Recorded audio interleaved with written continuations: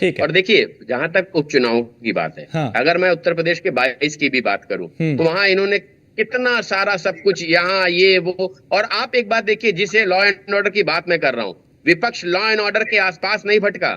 मैं बार बार ये बात कहता हूं कि लॉ एंड ऑर्डर विपक्ष का मुद्दा होता है, लेकिन पूरे चुनाव में योगी जी सारे रैलियों से लॉ एंड ऑर्डर पर घेरते रहे विपक्ष को, और ये आसपास नहीं भटके।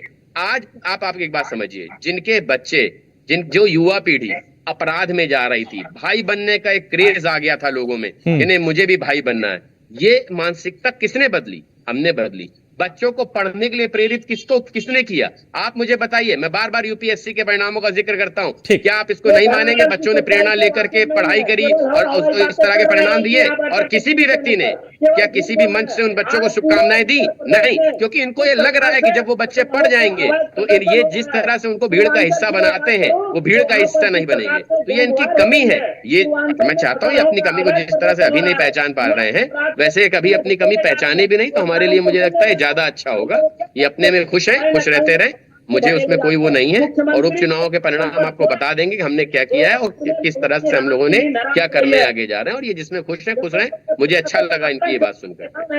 जान भी देनी पड़ रही है लोगों के, अपने लोग धन दौलत से उसको कहीं ना कहीं सुरक्षा करने में नाकाम हो रहे हैं, और सरकार कह रही है कि आप लोग अपनी सुरक्षा करिए। अब इनकी आवाज चली गई, बताइए। अरे भाई, आप तो बाकायदा अपराधियों को संरक्षण देके सदन पहुंचाते थे, आपको तो ये बात कहने का हक ही नहीं है। आप तो उनको विधायक बनाते थे, आप उनको सांसद बनाते थे, आप उनकी सत्ता का इस्तेमाल करके सरकार में आते थे, जिसको हम लोगों ने नेस्तो नाबूद कर दिया है। और आज आपकी सबसे बड़ी पीड़ा ये है कि जिन माफियाओं के दम पे आप उत्तर प्रदेश में शासन करते थे, वो माफिया सिरे से बिल्कुल गायब हो गए हैं। तो आपकी पीड़ा तो लाजमी है, क्योंकि आप बच्चों को प्रेरणा भाई बनने की दे रहे थे, हमने प्रेरणा आईएएस आईपीएस बनने की दी है। तो आपकी और हमारी वैचारिक मानसिकता बहुत अलग है। आप एक बात बताइए, आज भी जनता में किसी से पूछ ले, समाजवादी पार्टी वो एक ही बात कहता है, गुंडों की पार्टी।